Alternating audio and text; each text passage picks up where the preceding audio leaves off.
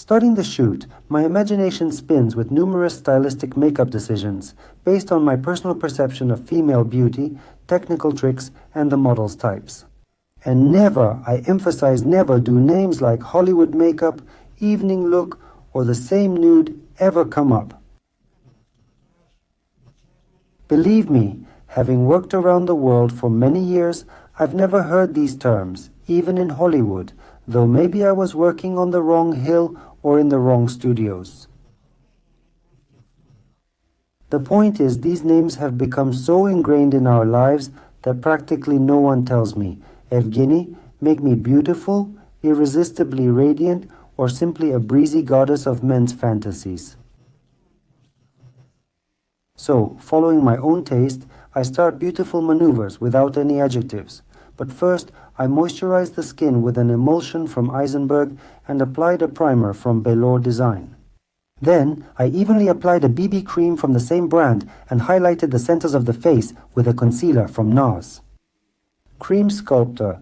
This is a product you need to feel. Much depends on the skin's condition. Today, I used a light contour stick from BELORDESIGN, exploring the technical sequence, and performed a soft blend with a matte effect, moving on to the riskier part of my maneuvers, namely applying blush. The use of a long-lasting lipstick from NARS, and even in such a bright shade, requires certain skills in working with color, so the application with a fingertip is quite justified.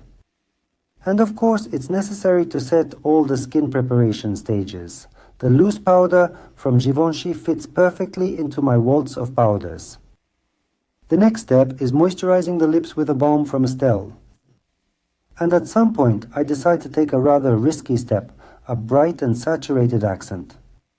Considering that the eyes are dark, any intense shades might be too much, so I want to shift the color focus to the lips. I executed a precise outline and then my favorite game of mixing colors, precisely the blush you're familiar with, adding almost black lipstick. I've said before that any intense color maneuvers might be overkill, so I used a light neutral shade from GIVENCHY and applied cream, long-wearing eyeshadow around the eye contour. Notice, I refuse to draw the interlash line. I want to maintain purity and visual lightness.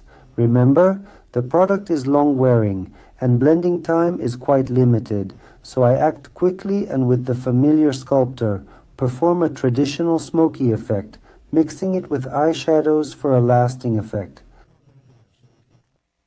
Now I'm using a dark eyebrow pencil from NARS, and to avoid looking like a Shamakan queen, I do the shaping very delicately.